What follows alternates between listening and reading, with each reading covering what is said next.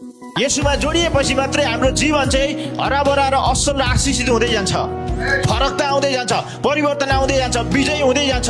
त्यसो भने हामी प्रार्थना गर्नु जरुरी अनिवार्य छ। आमेन। प्रार्थनामा जब तपाईँ कमजोरी हुनुहुन्छ नि, प्रार्थना तपाईँ जब गर्नुहुन्न, एउटा विश्वासीले गर्दैन नि, उसले क्रिस्चियन जीवन, विजयको जीवन, सुदिन जीवन उसले देख्नै पाउँदैन क्या, सक्दैन।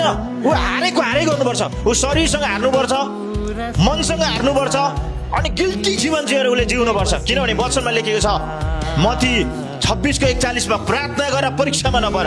यसको मतलब प्रार्थना नगर्ने मान्छे परीक्षामा पर्छै पर्छ, हो कि होइन? परीक्षामा पर्छै पर्छ। प्रार्थना नगर्ने मान्छे हजुर ऊ असफल हुन्छै हुन्छ, ऊ गरिब हुन्छै हुन्छ, ऊ ऋणमा पर्छै पर्छ, मूर्ख हुन्छै हुन्छ, एडिक्सनमा फस्छै फस्छ। स्थिति परिवर्तन हुँदैन, किनभने प्रार्थना नगरेपछि परमेश्वरले काम गरेर डिभाइन हेल्प आउँदैन। बुझ्दै हुनुहुन्छ? त्यसो भए परमप्रभुको विजय तपाईँले देख्ने, परमप्रभुबाट विजय तपाईँले प्राप्त गर्ने, परमप्रभु तपाईँको पक्षमा लडेर तपाईँलाई शत्रुमाथि विजय दे हजुर तपाईँलाई दिलाउने हो भनेदेखिलाई चाहिँ प्रिय तपाईँको मुद्दा परमप्रभुमा जिम्मा दिनुपर्छ, तपाईँको जिन्दगी प्रभुलाई जिम्मा दिनुपर्छ। प्रभुसँग हुनुपर्छ तपाईँ र म, जहाँ परमप्रभु हुनुहुन्छ। अनि जहाँ परमप्रभु भएको ठाउँमा हामी हुन्छौँ त्यहाँ हामी सुरक्षित हुन्छौँ।